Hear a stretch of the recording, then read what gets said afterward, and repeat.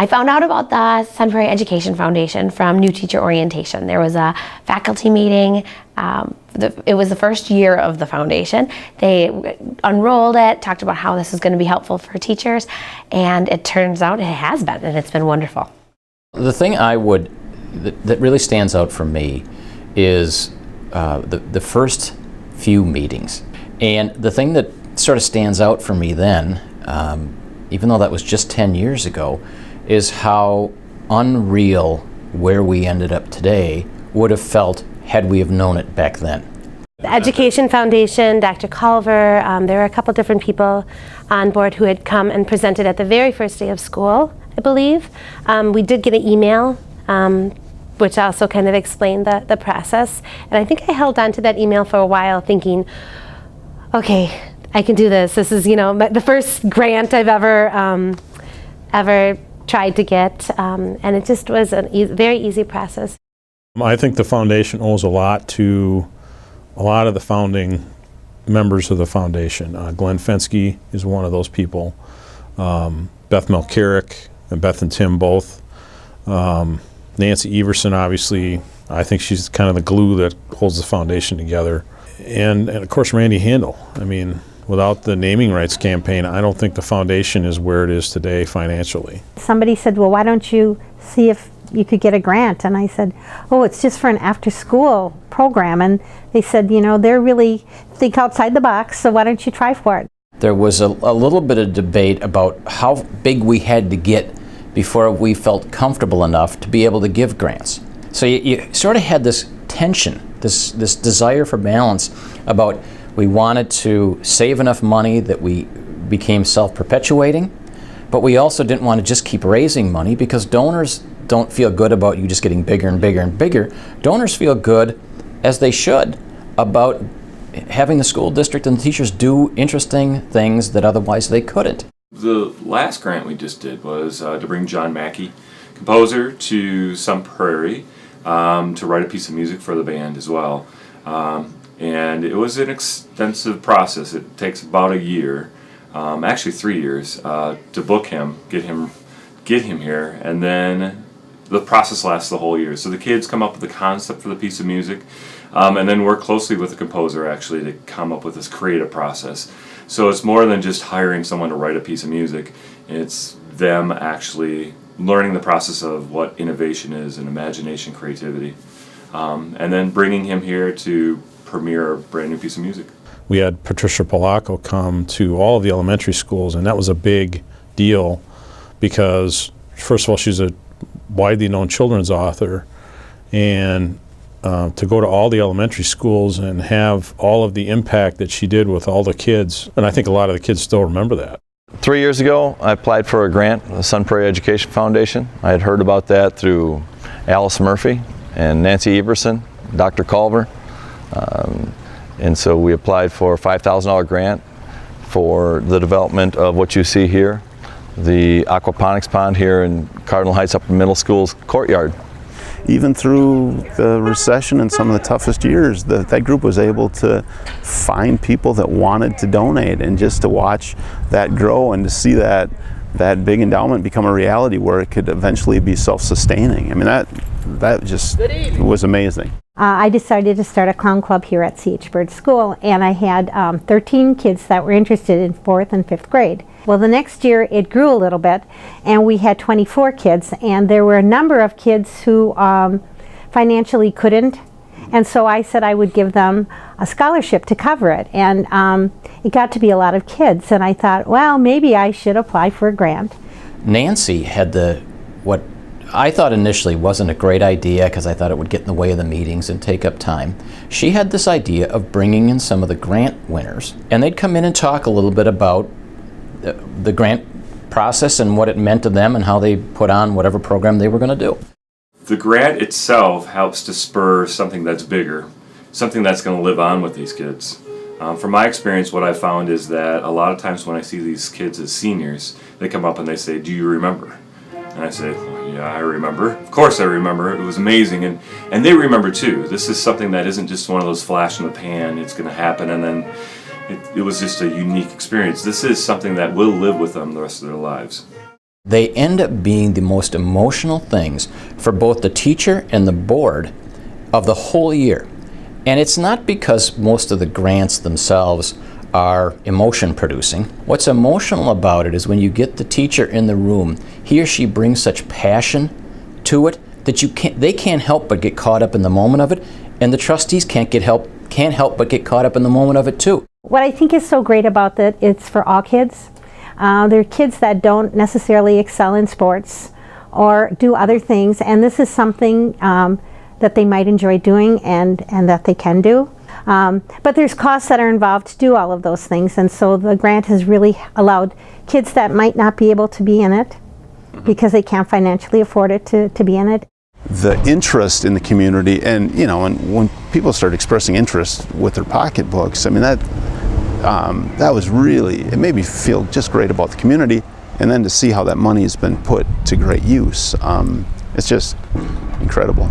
The Sun Prairie Education Foundation was an easy process. I basically applied online. When I got the grant, which was awesome, they gave me this huge check, which made my day. I wish it was, for me, but for my kids is even better. And we took that money and basically had Randy Korb come in, and he presented. That year it was 5 different programs. So every single kindergarten class at Bird School got to experience the frogs and salamanders and toads by themselves in their own little kind of classroom area. It's impacted not only the ag students, though, it's impacted the science students here. It's impacted the art students come out here and they draw a lot.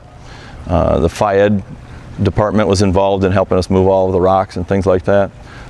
We reached out to study hall students at times. So there's a lot of people that come out here, enjoy this space and utilize it. Everybody's got a program or an idea or a thing that they think is will make their classroom better or make their students better or just make it easier to do things in their classroom. And I think it was a great morale builder, first of all, for them and for educational improvement in all the schools. It was awesome. It was the best experience, especially for children who had never seen live animals or held them or touched them or fed them. The expressions on their faces were priceless. I think it was 2007, 2008, we applied for a grant to start a co-curricular project between the special education department and my marketing education students. And we asked for, I think it was $1,000 to get the equipment to be able to deliver coffee. So the school store is the central location. So the students, my marketing students make the coffee, and then the special education students deliver the coffee, and there are teachers on a route and they take it to the teachers' rooms and they get to interact with the kids that are in the classrooms of the teachers that are getting the coffee delivered. They're providing a service, they're learning some career skills. What the hope was is to provide money for things, extraordinary educational opportunities that teachers weren't going to get out of the budget, but then touch as many kids as possible and with a wide range of opportunities. And because that's really if we can engage a kid who isn't being engaged in the normal day-to-day classroom stuff, if you can hook them with something and make a connection with the teacher, the classroom stuff's going to work. Also, we've had some kids who have some emotional and special needs that have been part of our clown group, which is really nice to see. One little boy, his name was Tomato, and he was an autistic little boy, and you would never know that there were any of these concerns when he was out on the stage. It was his element to be in. But there was a teacher who was able to get a grant to get kids to come to the library. And I don't remember how many years ago this was, but the kids came to the library and they couldn't believe there was a facility like this in Sun Prairie. But I think that helped a lot of kids in terms of growing their knowledge base. Now that they knew because of the foundation that this library was here, they're going to visit more, check out some books, use the computers in the library to find out more things that aren't in the books. So, I mean, we don't know how many impacts that's going to have. It's like throwing a rock in a pond, the ripples go out and it could create more ripples. We don't know. Because this is a process that we want to continue. We want to give kids this opportunity. After you've done it 1 year, it's hard not to give them this opportunity every single year. In the future, we've got some proposals that are on the horizon to continue to be able to utilize this pond regarding fish farming. So this year we actually were successful in having our perch lay eggs in our tanks in our classroom. We're hopeful to take and grow that program, develop fry into fingerlings, which would eventually allow us the opportunity to run an experiment in here to see if we could grow those fingerlings all winter under the ice, and continue to do some other supervised agricultural experiences with students. I had two students, Eve Jewson and Ashley Krantz, create a project that they wanted to do with the district's middle school students. It was for the Linus Foundation, or Project Linus. They wanted to raise money to make blankets, teach a unit in all of the different middle school classes about community service and the importance of giving back to community and how that makes you a good person and what you learn from community service. So it impacted every 7th grader in the district, and they were able to apply for a grant, and they got $1,000. The check's hanging out proudly on our wall. I've been involved in several groups through you know, my involvement in the school board has introduced me to a lot of people, and you know, to meet monthly with a group of people who are willing to, you know, get up at 7 in the morning and be so enthusiastic about doing something for their community and their schools. I've just met some great people, and it's been a wonderful group to be part of. Look forward to being part of it in the future. It really takes a community to make things happen like this. It's not an individual. It's really a collective group effort to help spur these children to become even more than what they are. So my thanks to the foundation for having that vision and helping us get those children to that point. So that's what I'm excited about. I think the old guys like me sort of started it out right, put it on a good footing, but the new people are going to take it to, you know, probably much more money, much more financial acumen, and do things with their grants that we couldn't have even imagined 10 years ago. So I know that it's not just a one and done deal with the grant.